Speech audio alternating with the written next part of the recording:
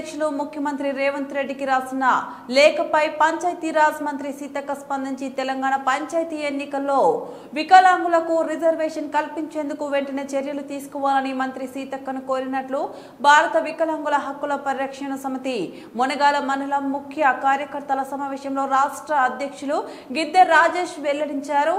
తమిళనాడు ముఖ్యమంత్రి స్టాలిన్ పంచాయతీ మున్సిపల్ ఎన్నికల్లో వికలాంగులకు రిజర్వేషన్ కల్పించిన మాదిరిగానే తెలంగాణ పంచాయతీ మున్సిపల్ ఎన్నికల్లోనూ వికలాంగులకు రిజర్వేషన్ కల్పించాలని తమిళనాడు పిసిసి అధ్యక్షులు ముఖ్యమంత్రి రేవంత్ రెడ్డికి రాసిన లేఖపై తెలంగాణ పంచాయతీరాజ్ మంత్రి సీతక్క స్పందించి తెలంగాణ పంచాయతీ ఎన్నికల్లో వికలాంగులకు రిజర్వేషన్ కల్పించేందుకు వెంటనే చర్యలు తీసుకోవాలని మంత్రి సీతక్కకు పలుసార్లు ప్రత్యేకంగా కలిసి తమ సంఘాల నేతలు విజ్ఞప్తి చేసినట్లు భారత వికలాంగుల హక్కుల పరిరక్షణ సమితి రాష్ట్ర అధ్యక్షులు గిద్దె రాజేష్ వెల్లడించారు.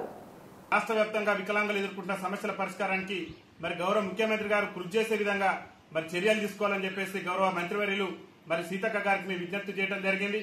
ముఖ్యంగా మన పక్కనే ఉన్నటువంటి తమిళనాడు రాష్ట్రంలో వికలాంగులకు పంచాయతీ మున్సిపల్ ఎన్నికల్లో రాజకీయ రిజర్వేషన్ కల్పించే విధంగా మొన్న మధ్యనే వాళ్ళు చట్టం చేశారు.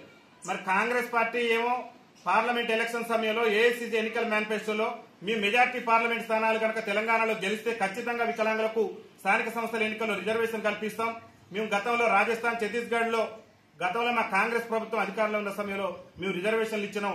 అదే కోణంలో తెలంగాణలో కూడా ఖచ్చితంగా వికలాంగులకు రిజర్వేషన్ కల్పిస్తామని చెప్పేసి వాళ్ళు ఏఐసీసీ ఎన్నికల మేనిఫెస్టోలో పెట్టారు. ఒక పక్క తమిళనాడులో మేనిఫెస్టోలో పెట్టలేదు, కానీ అక్కడ వికలాంగుల సంఘాల విజ్ఞప్తి మేరకు వాళ్ళ ఆకాంక్షలకు అనుగుణంగా అక్కడ ఉన్నటువంటి తమిళనాడు రాష్ట్ర ముఖ్యమంత్రి స్టాలిన్ గారు కృషి చేస్తూ ఈ మధ్యనే చట్టం చేసిండు. పంచాయతీ మున్సిపల్ ఎన్నికల్లో వికలాంగులు రిజర్వేషన్ కల్పిస్తూ చట్టం చేసిండు. కానీ తెలంగాణలో అధికారంలో రాకముందు మేము అధికారంలోకి వస్తే 6,000 రూపాయలు పెన్షన్ ఇస్తాం, అధికారంలోకి వస్తే వికలాంగుల అట్రాసిటీ చట్టాన్ని అమలు చేస్తాం, అధికారంలోకి వస్తే వికలాంగుల బ్యాక్లాగ్ ఉద్యోగాలు భర్తీ చేస్తాం, అధికారంలోకి వస్తే ఆర్టీసీలో వికలాంగులందరికీ ఉచిత ప్రయాణం కల్పిస్తామని అనేకమైనటువంటి హామీలు ఇచ్చినటువంటి రాష్ట్ర ముఖ్యమంత్రి రేవంత్ రెడ్డి గారు ఏ ఒక్క హామీని కూడా 16 నెలల పాలన పూర్తిగా వస్తుంది, ఏ ఒక్క హామీని కూడా నెరవేర్చలేదు.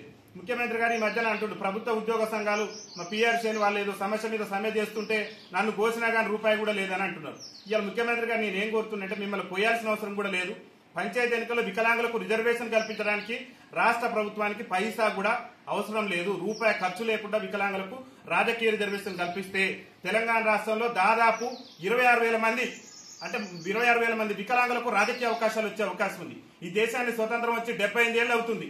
75 ఏళ్ల నుంచి కూడా మీ సకలాంగుల పాలకుల చేత వంచితపడినటువంటి సామాజిక వర్గం మా వికలాంగుల సామాజిక వర్గం. మీ కాంగ్రెస్ పార్టీ, మీ రాహుల్ గాంధీ ఏఐసీసీ ఎన్నికల మేనిఫెస్టోలో పొందుపరిచిండు. కాంగ్రెస్ పార్టీకి మెజార్టీ పార్లమెంట్ స్థానాలు ఇస్తే ఖచ్చితంగా వికలాంగులకు తెలంగాణలో కూడా పంచాయతీ ఎన్నికల్లో రిజర్వేషన్ కల్పిస్తానని చెప్పారు. ఇవాళ పూర్తి స్థాయిలో మీకు ప్రభుత్వం ఉన్నది, మెజార్టీ ఉన్నది. ముఖ్యమంత్రి గారు నన్ను ఘోషణ రూపాయి లేదని మీరు పోయాల్సిన అవసరమూ లేదు, మీరు ఇబ్బంది పడాల్సిన అవసరం లేదు, దీనికి ఆర్థిక వనరులు కూడా అవసరం లేదు మాకు. ఎందుకంటే మా రాజకీయ రిజర్వేషన్ కల్పించే అంశం 10 నిమిషాలు మీరు కేబినెట్ తో చర్చించి చట్టం చేస్తే సరిపోతుంది. ఈ చట్టం చేయడానికి పైసా ఖర్చు కూడా లేదు. తెలంగాణలో 13,000 మంది పురుష వికలాంగులకు, 13,000 మంది మహిళా వికలాంగులకు రాజకీయ అవకాశాలు వచ్చి రేపు 26,000 మంది వికలాంగులు ప్రజాప్రతినిధులు ఉండేటటువంటి అవకాశం ఉంది. కాబట్టి రాష్ట్ర ముఖ్యమంత్రి గారు దయచేసి ఆలోచన చేసి పంచాయతీ ఎన్నికల వికలాంగులకు రాజకీయ రిజర్వేషన్ కల్పించేందుకు చొరవ చూపాలని చెప్పేసి భారత వికలాంగుల హక్కుల పరిరక్షణ సమితి రాష్ట్ర కమిటీ పక్షాన గౌరవ మంత్రివర్యులు సీతక్క గారికి, పెద్దలు మా నల్గొండ శ్రీరన్న గారు రాష్ట్రపతి అవార్డు గ్రహీత, వారు అనేక సార్లు విజ్ఞప్తి చేశారు, మేము అనేక సార్లు విజ్ఞప్తి చేసినాం. ఆర్టీసీలో ఉచిత ప్రయాణం గురించి పొన్నం ప్రభాకర్ గారికి అనేక వినతి పత్రాలు ఇచ్చినాం. ఇలా మేము సమస్యల మీద వినతి పత్రాలు ఇస్తుంటే ఆ వినతి పత్రాలు చెత్తపుట్టలు వేసేటటువంటి ప్రభుత్వం ఎక్కువ ఉన్నది, కానీ సమస్యలు పరిష్కరించేటటువంటి ప్రయత్నం చేయట్లేదు. కాబట్టి పక్కన ఉన్నటువంటి ముఖ్యమంత్రి స్టాలిన్ గారిని చూసైనా రాష్ట్ర ముఖ్యమంత్రి గారు నేర్చుకోవాలి. ఇంకొక విచిత్రకరమైనటువంటి విషయం ఏంటంటే తమిళనాడు పిసిసి అధ్యక్షుడు తెలంగాణ రాష్ట్ర ముఖ్యమంత్రి రేవంత్ రెడ్డి గారు లేఖ రాసింది.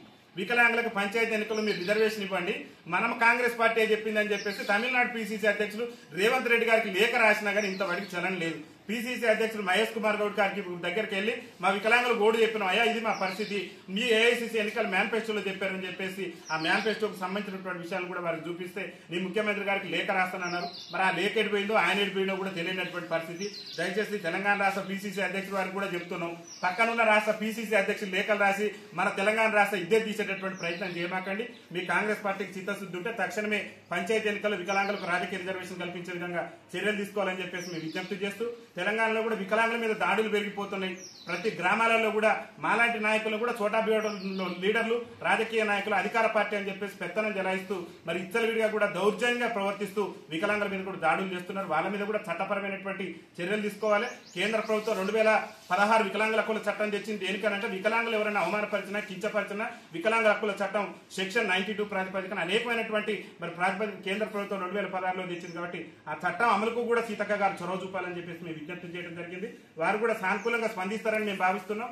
ముఖ్యమంత్రి రేవంత్ రెడ్డి గారితో మాట్లాడి తక్షణమే త్వరలోనే అన్ని వికలాంగుల సంఘాలతో అన్ని రాజకీయ పార్టీలతో అఖిలపక్ష సమావేశం నిర్వహించి స్థానిక సంస్థల ఎన్నికలతో పాటు మరి మున్సిపల్ ఎన్నికల్లో కూడా వికలాంగులకు రాజకీయ రిజర్వేషన్ కల్పించే విధంగా చర్యలు తీసుకొని ఇలా ఆర్థిక వనరులు సరిపోవట్లేదని అని చెప్తున్నారు. మీరే ఎన్నికల సమయంలో తెలంగాణలో ఆర్థిక పురోగభివృద్ధి సాధిస్తాం, ఆర్థిక పరిస్థితిని మెరుగుపరుస్తాం, తెలంగాణకు పెట్టుబడులు తీసుకొస్తాం, తెలంగాణ పారిశ్రామిక రంగాన్ని అభివృద్ధి పదంలో నడిపిస్తాం అని చెప్పేసి మీరే అమలు కానటువంటి హామీలను మీరు ఇచ్చారు. ఇలా అమలు చేయాల్సినటువంటి బాధ్యత మీ మీద ఉంది.